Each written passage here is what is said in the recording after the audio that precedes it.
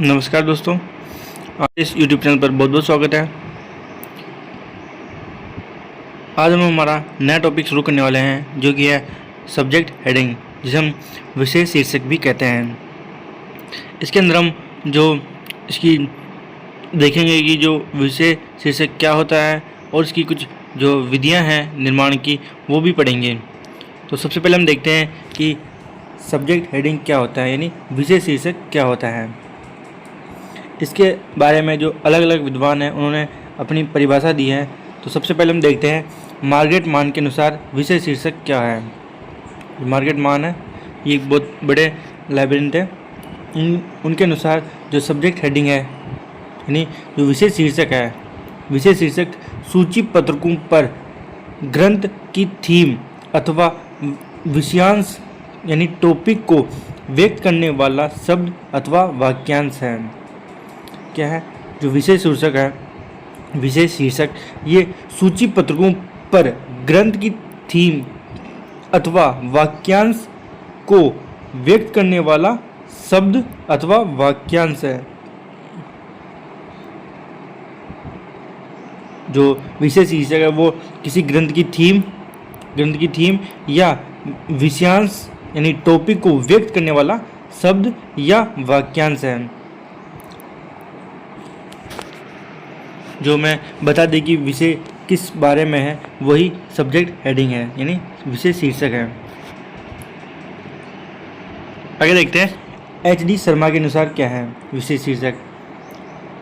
विषय शीर्षक से तात्पर्य सूचीकरण, अनुक्रमणीकरण अथवा प्रलेखन कार्य में प्रयुक्त उस शब्द या शब्द समूह से है जो ग्रंथ की विषय वस्तु को वर्णित करता है। क्या है जो सूचीकरण, अनुक्रमणीकरण अथवा प्रलेखन कार्य में प्रयुक्त उस शब्द या शब्द समूह से हैं जो ग्रंथ की विषय वस्तु को वर्णित करता है। यानी जो विषय हमारा ग्रंथ की विषय वस्तु को अगर कोई वर्णित कर देता है तो वही शब्द हमारा क्या हो जाएगा, विषय शीर्षक हो जाएगा। आगे है ये ग्रंथ का संक्षिप्त सार होता है। जो विषय शीर्षक है वो ग्रंथ का संक्षिप्त सार होता है। कहने का तात्पर्य यह है कि विषय शीर्षक किसी प्रलेख की विषय वस्तु को यथातथ्य रूप से व्यक्त करने के लिए एक शब्द अथवा शब्दों का एक समूह है। यानी जो विषय वस्तु को जो व्यक्त करता है वही शब्द क्या है, हमारा विषय शीर्षक है। और ये एक शब्द भी हो सकता है या फिर एक शब्दों का समूह भी हो सकता है। आगे देखते हैं हम विषय शीर्षक पाठकों की सब्जेक्ट अप्रोच यानी जो विषय अभिगम होते हैं उनकी पूर्ति करता है। यानी जो भी पाठकों की अप्रोच होती है उनकी पूर्ति करता है क्या, विषय शीर्षक। मान लो अगर आपको किसी सब्जेक्ट की ज़रूरत है तो आपको मान लो हिस्ट्री की ज़रूरत है, तो जो भी उसमें विषय शीर्षक में जो हिस्ट्री लिखा होगा वो हमारी जल्दी से जल्दी हमको मिल जाएगी, क्योंकि जो विषय शीर्षक है उससे हमको जितना जल्दी हो सके पुस्तक मिल जाती है। आगे है विषय शीर्षक से संबंधित सिद्धांत। सबसे पहले CA कटर द्वारा अपनी पुस्तक rules for a dictionary catalogue में किया गया था। जो विषय शीर्षक है यानी सब्जेक्ट हेडिंग, इससे संबंधित सबसे पहले सिद्धांत किसने दिया था, CA कटर ने दिया था। और किसके अंदर दिया था, इनकी एक पुस्तक थी rules for a dictionary catalogue, और ये पुस्तक कब आई थी, 1876 के अंदर आई थी। इस पुस्तक में इन्होंने जो विषय शीर्षक है इसके लिए सिद्धांत दिए थे। ठीक है, आगे देखते हैं। अब हम देखते हैं विषय शीर्षक यानी सब्जेक्ट हेडिंग निर्माण की विधियां। तो इसमें दो तरह की निर्माण विधियां हैं। पहली है ऐसे विषय शीर्षक जिनका पूर्व में निर्धारण कर उनकी सूची प्रकाशित की जाती है। एक तो हो गए जो ऐसे विषय शीर्षक होते हैं जिनका हम पूर्व में ही निर्धारण कर लेते हैं और उनकी एक सूची बना लेते हैं और उसको प्रकाशित कर देते हैं। ठीक है, इसके अंदर आता है library of Congress subject heading, CS list of subject heading और ALA list of subject heading. तो जो ऐसे शीर्षक होते हैं जिनकी पूर्व में ही निर्धारण करके सूची प्रकाशित कर दी जाती है, इसके अंदर आते हैं एक तो library of Congress subject heading, ठीक है, और दूसरा है CS list of subject heading, और तीसरा है ALL list of subject heading. ये 3 आते हैं जिनकी पूर्व में ही निर्धारित कर कर उनकी सूची प्रकाशित कर जाती है विषय शीर्षक की। ठीक है, नेक्स्ट है जो दूसरी विधि है हमारी, वो है इसमें क्लास नंबर को चेन प्रोसीजर द्वारा अलग कर विषयों का निर्धारण किया जाता है। ठीक है, इसमें क्लास नंबर को चेन प्रोसीजर के द्वारा अलग करके विषयों का निर्धारण किया जाता है, जिसके अंदर चेन प्रोसीजर आता है, यानी श्रृंखला प्रक्रिया आती है हमारी। ठीक है, तो अब हम जो ये 4 हमने विधियां पढ़ी है, इन चारों के बारे में हम एक एक करके देखेंगे। सबसे पहले हम आज देखेंगे चेन प्रोसीजर के बारे में। ठीक है, यानी श्रृंखला प्रक्रिया के बारे में देखेंगे।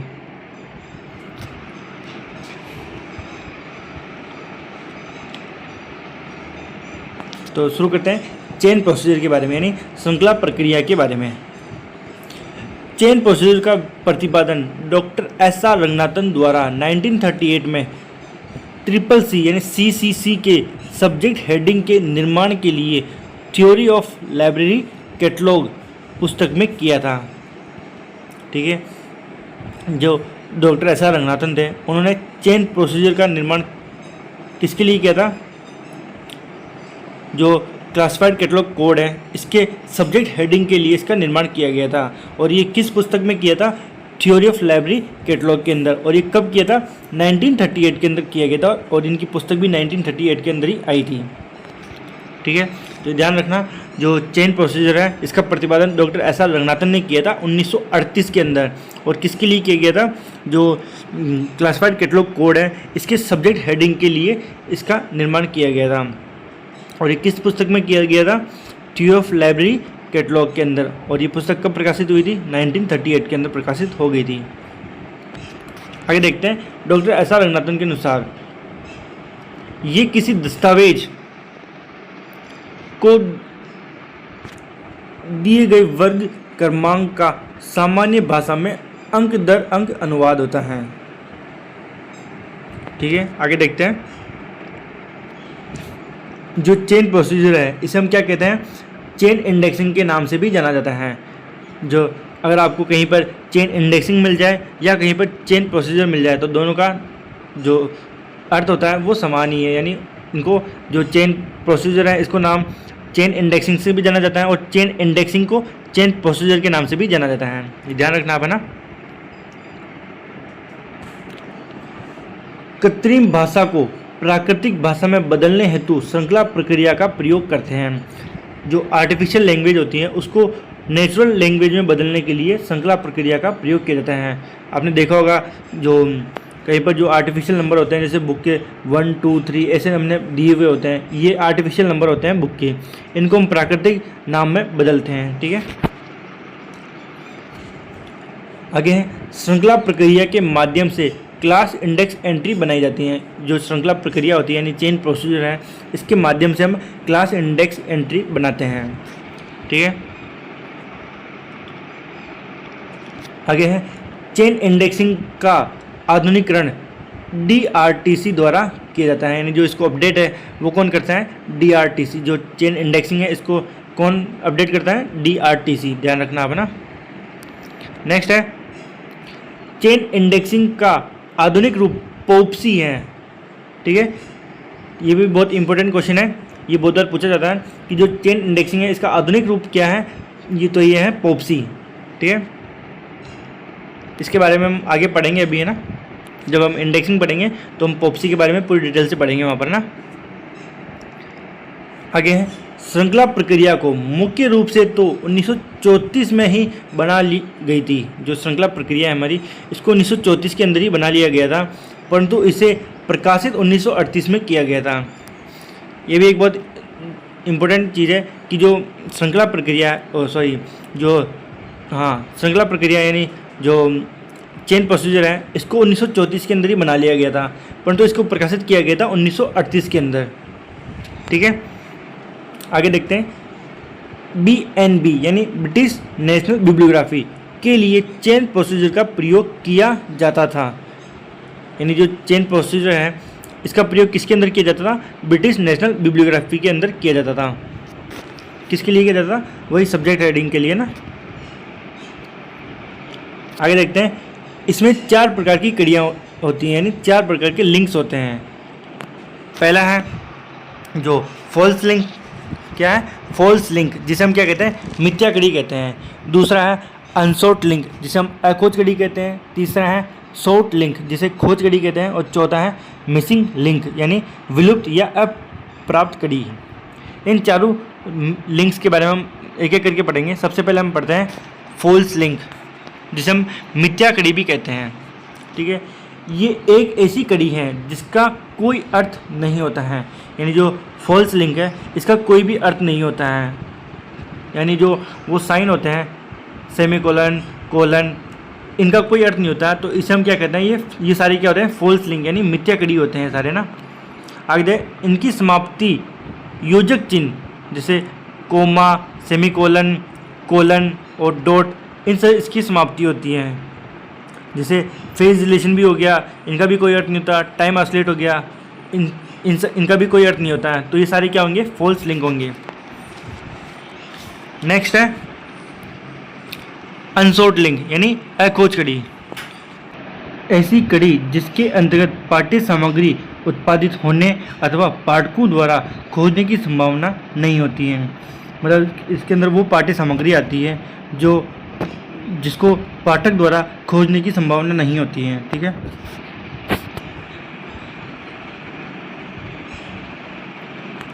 नेक्स्ट है शॉर्ट लिंक, यानी खोज कड़ी। ऐसी कड़ी जिस पर पाठकों द्वारा पाठ्य सामग्री खोजने की संभावना होती है। मतलब इसके अंदर वो पाठ्य सामग्री आती हैं जिनकी जो पाठक होते हैं उनके द्वारा खोजने की संभावना होती है।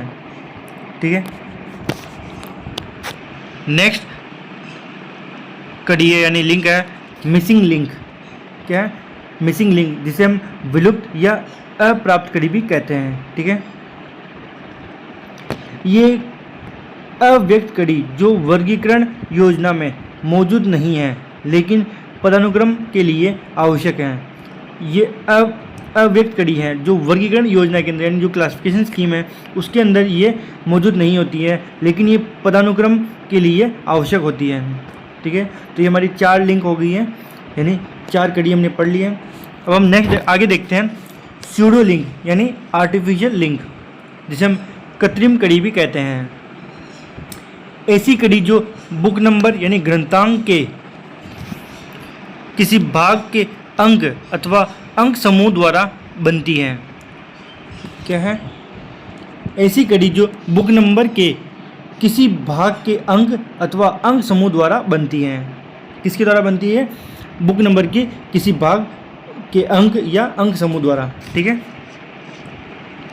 अब हम चेन प्रोसीजर की 6 स्टेप देख लेते हैं कि इसे किस तरह से निकाला जाता है। जो हेडिंग सब्जेक्ट हेडिंग है इसे किस तरह से निकाला जाता है। इसकी पहली स्टेप है, इसमें पूरे क्लास नंबर को एक श्रृंखला के रूप में लिखते हैं। जो क्लास नंबर है हमारा उसको एक श्रृंखला के अंदर हम लिखते हैं। ठीक है,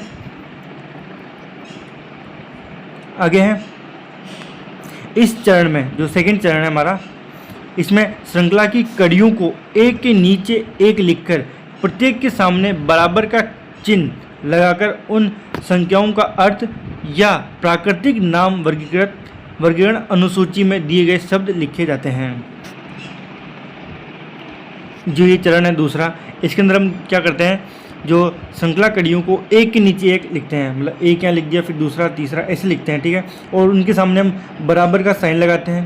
ठीक है, ऐसे बराबर का साइन लगा दिया और उनके सामने जो उसका प्राकृतिक नाम होता है वो लिखते हैं। ठीक है, और जो प्राकृतिक नाम कहाँ पर गिवन होगा हमें? जो वर्गीकरण अनुसूचियाँ हैं उनके अंदर गिवन होगा। अब जो तीसरी स्टेप है वो है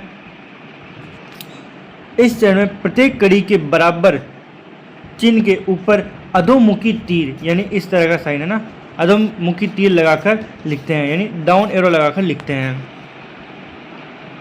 मतलब जो हमारी सेकंड स्टेप थी ऐसे हमने लिख दिए। ठीक है, ये एक के नीचे एक कड़ियाँ होगी, इनके सामने बराबर का साइन, ये बराबर, तो इनके ऊपर जो अधोमुखी तीर है ये लगाते हैं हम। ठीक है, ऐसे, और बाकी सेम वैसा का वैसा ही है ना। और इनके सामने जो इनके प्राकृतिक नाम है वो लिख देंगे। अब हमारी चौथी स्टेप है, इस चरण में खोज कड़ी और मिथ्या कड़ी का निर्धारण होता है। जो हमारी चौथी स्टेप है इसके अंदर खोज कड़ी का भी निर्धारण किया जाता है, अखोज कड़ी का भी निर्धारण किया जाता है और जो मिथ्या कड़ी है इसका भी निर्धारण किया जाता है। मिथ्या कड़ी का निर्धारण अत्यंत सरल होता है। सबसे सरल कौन सी होती है? मिथ्या कड़ी होती है। ठीक है, नेक्स्ट चरण है हमारा, इस चरण में खोज कड़ी यानी शॉर्ट लिंक को अंतिम से प्रारंभ करते हुए लिखते हैं। जो हमारी खोज कड़ी है इसको अंतिम से, जो अंतिम कड़ी होगी उसको सबसे पहले और जो सबसे स्टार्टिंग में होगी उसे सबसे अंत में लिखते हैं। ठीक है, यहाँ पे लिखा देखो, अंतिम से प्रारंभ करते हुए लिखते हैं। ठीक है, जितनी भी शॉर्ट कड़ी है उनको अंतिम से प्रारंभ करते हुए लिखते हैं तथा उनके सामने उनसे संबंधित वर्गांक को लिखते हैं। जो वर्गांक होंगे उनको भी जो खोज कड़ी होगी उसके सामने लिखेंगे हम। ठीक है, ये हमारी 5वीं स्टेप होगी। अब हमारी जो 6ठी स्टेप है वह है, इस चरण में सभी शॉर्ट लिंक यानी खोज कड़ी से क्लास इंडेक्स एंट्री यानी वर्ग निर्देशी प्रविष्टि निर्मित की जाती हैं।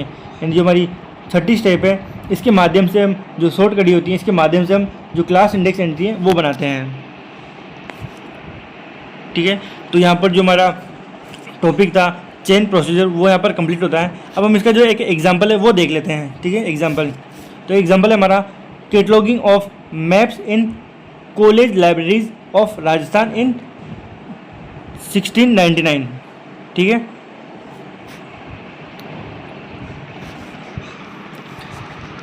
इसके अंदर में जो पहला चरण है वो है, इसमें पूरे क्लास नंबर को एक श्रृंखला के रूप में लिखते हैं। तो ये जो क्लास नंबर है जैसे 223, 233, 233 और सेमीकोलन, फिर 233 सेमीकोलन 1, 233 सेमीकोलन 17, ये सारे हमारे क्लास नंबर हैं। ठीक है, इन सबको हम एक श्रृंखला के अंदर मतलब एक के बाद एक एक ऐसे लिख रहे हैं। ठीक है, तो इस तरह से जो हमारा क्लास नंबर है वो हमने एक श्रृंखला के रूप में ये लिख लिए हैं। सारी हमारे क्लास नंबर है सारे के सारे ना। तो फर्स्ट स्टेप में आपको ये काम करना है। अब हमारा दूसरा चरण है, ये हमारा पहला चरण हो गया। अब दूसरा चरण है, इसके अंदर क्या करते हैं हम, श्रृंखला कड़ियों को एक के नीचे एक लिखकर प्रत्येक के सामने बराबर का चिन्ह लगाकर उन संख्याओं का अर्थ या प्राकृतिक नाम वर्गीकरण अनुसूची में दिए गए शब्द लिखते हैं। ठीक है, तो ये हमारा दूसरा चरण है।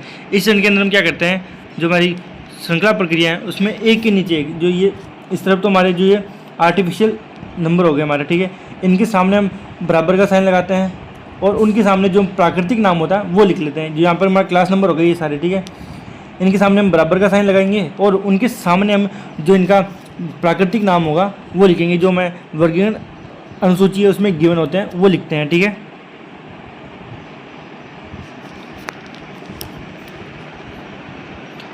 तो यहाँ पर जो 2 है ये किसको रिप्रेजेंट करता है, लाइब्रेरी साइंस को। फिर 23 एकेडमिक लाइब्रेरी को, 233 कॉलेज लाइब्रेरी को, 233 फिर सेमीकोलन, ये कनेक्टिंग सिंबल हो गया। ठीक है, फिर है 233 सेमीकोलन 1, ये बाय मोड ऑफ प्रोडक्शन हो गया। फिर है 233 सेमीकोलन 17, ये मैप्स इन कॉलेज लाइब्रेरी हो गया। ठीक है, फिर 233 सेमीकोलन 17:5, ये technical treatment of maps in college library हो गया।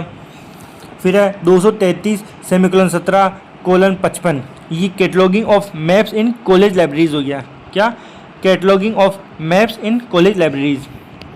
फिर नेक्स्ट है 233 सेमीकोलन 17:55, ये कनेक्टिंग सिंबल ऑफ स्पेस हो गया। फिर नेक्स्ट है 233 सेमीकोलन 17:55.4, ये cataloguing of maps in college library of Asia हो गया। ठीक है, नेक्स्ट है 233 सेमीकोलन 17:55.44, ये cataloguing of maps in college libraries in India of India ना। ठीक है, यानी ये इंडिया के अंदर हो गया, ये तो एशिया के अंदर था और ये अब 4 तो किसका हो गया था, एशिया का, और 44 किसका है, इंडिया का। ठीक है, फिर आगे है 233 सेमीकोलन 17:55.44 443, ये किसका हो गया, cataloguing of maps in college libraries of western state of India. ठीक है, 443 किसका है? वेस्टर्न स्टेट ऑफ इंडिया है ना। और जो आखिरी है 233 सेमीकोलन 17:55.4437, ये किसका हो गया? Cataloguing of maps in college libraries of Rajasthan, जो हमारा टॉपिक था वो हो गया। ठीक है, अब जो इसका तीसरा चरण है, इसके अंदर हम क्या करते हैं? इस चरण में हम प्रत्येक कड़ी के बराबर चिन्ह के ऊपर अधोमुखी तीर यानी जो डाउन एरो होता है वो लगाकर लिखते हैं।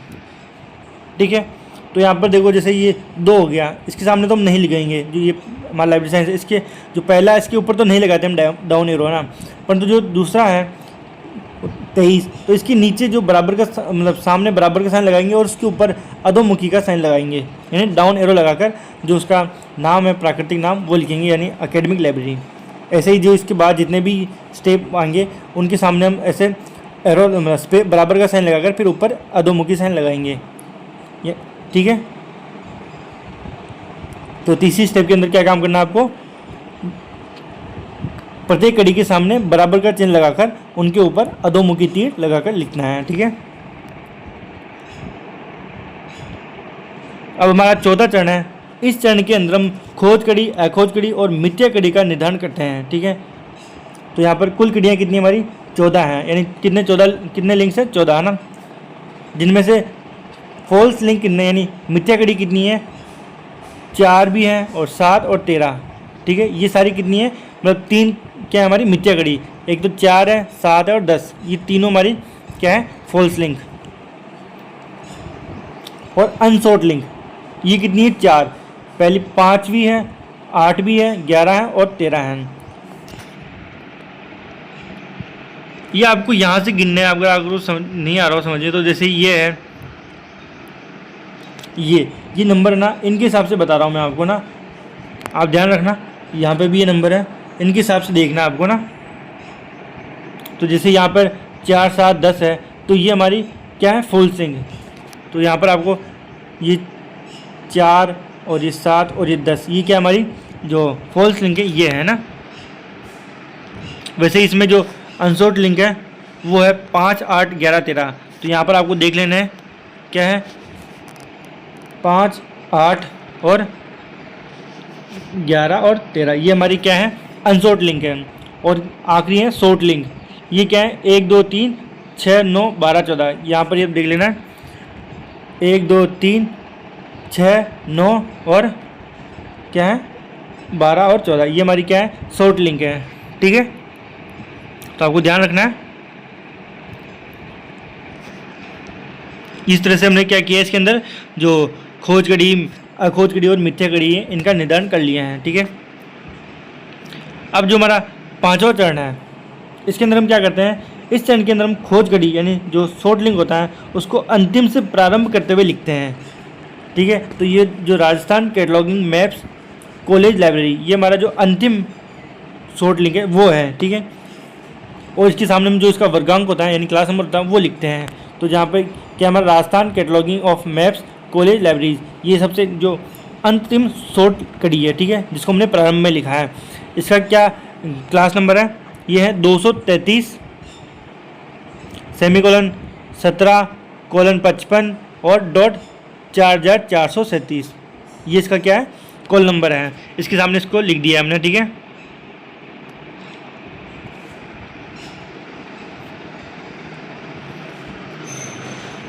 फिर जो नेक्स्ट खोज कड़ी है हमारी अंतिम से है ना, अंतिम से लिखनी है यहाँ पे ना, India cataloguing maps college library. ठीक है, इसका जो क्लास नंबर है हमारा वो है 233 सेमीकोलन 17:55 और डॉट 44 है ना, 44। तो ये हमारा सेकेंड स्टेप होगी। फिर कैटलॉगिंग मैप्स कॉलेज लाइब्रेरी, ये 233 सेमीकोलन 17:55। ठीक है, ये हमारी जो अगली खोज कड़ी है वो होगी। फिर नेक्स्ट हमारी खोज कड़ी है मैप कॉलेज लाइब्रेरी। ठीक है, मैप्स कॉलेज लाइब्रेरी, ये है 233 सेमीकोलन 17, ये हमारी नेक्स्ट खोज कड़ी है। इसके बाद है कॉलेज लाइब्रेरी, इसका है 233, ये हमारा इसका कॉल नंबर हो गया। फिर नेक्स्ट है एकेडमिक लाइब्रेरी, ठीक है, इसका कॉल नंबर क्या हो गया 23। फिर नेक्स्ट है हमारी खोजगढ़ी लाइब्रेरी साइंस, इसका कॉल नंबर हो गया 2, ठीक है। इस तरह जो इसकी 5वीं स्टेप है, इसके अंदर जितनी भी खोजगढ़ी है उनको अंतिम से लेकर प्रारंभ की ओर लिखते हैं, ठीक है, और उनके सामने जो उनसे संबंधित वर्गांक होते हैं यानी क्लास नंबर होते हैं वो लिखते हैं हम। और जो हमारी 5वीं स्टेप है, इसके अंदर हम क्या करते हैं, जो क्लास इंडेक्स एंट्री है वो बनाते हैं, ठीक है। ये हमारा यहाँ पर जो हेडिंग होगी Rajasthan comma cataloguing comma map comma college library, ठीक है, ये हमारा जो हेडिंग है सब्जेक्ट हेडिंग वो है, ठीक है। और यहाँ पर जो क्लास इंडेक्स एंट्री इसके अंदर हम ये लिखते हैं फॉर डॉक्यूमेंट, वो पूरा नहीं लिखते हैं, यहाँ पर आधा ही लिखते हैं। और यहाँ पर जहाँ पर ये ख़त्म होता है उससे 4 अक्षरों की जगह छोड़कर फिर जो क्लास नंबर होता है वो लिखते हैं, ठीक है। तो इस तरह से जो हमारी क्लास इंडेक्स एंट्री है वो बनाई जाती है, ठीक है। मैंने आपको जो हमने जब CCC पढ़ी थी तब भी मैंने आपको बताया था कि जो क्लास इंडेक्स एंट्री है वो किस तरह से बनाई जाती है, तो आप वहाँ पर जाकर भी और अच्छे से इसको देख सकते हैं। तो यहाँ पर हमारा जो टॉपिक था चेन प्रोसीजर वो यहाँ पर कंप्लीट होता है। हमने इसका एग्जांपल देख लिया है, हमने इसकी जो वो सब्जेक्ट इंडेक्स वो सब्जेक्ट हेडिंग थी यानी जो विषय शीर्षक था उसकी जो निर्माण विधियाँ थी उनमें से हमने जो आज पढ़ा था चेन प्रोसीजर, 2 तरह की निर्माण विधियाँ बताई थी हमने। एक में तो जो पूर्व में जो विषय शीर्षक होते हैं वो पूर्व में निर्धारण कर लिए जाते हैं और उनकी सूची प्रकाशित की जाती है। इसके अंदर 3 आते हैं, library of Congress, CS list of subject heading और ALL list of subject heading. ये इन तीनों के बारे में हम नेक्स्ट क्लास में आगे पढ़ेंगे। आज हमने पढ़ा जो इसका दूसरी विधि थी, इसमें क्लास नंबर को चेन प्रोसीजर द्वारा अलग कर विषयों का निर्धारण किया जाता है, जिसके अंदर हम पढ़ रहे हैं चेन प्रोसीजर यानी श्रृंखला प्रक्रिया। इसके बारे में हम डिटेल से पढ़ लिया है। आई होप आपको ये क्लास बढ़िया लगी होगी और आपको समझ में भी आया होगा। तो मिलते हैं फिर नेक्स्ट क्लास में, तो जब तक के लिए धन्यवाद।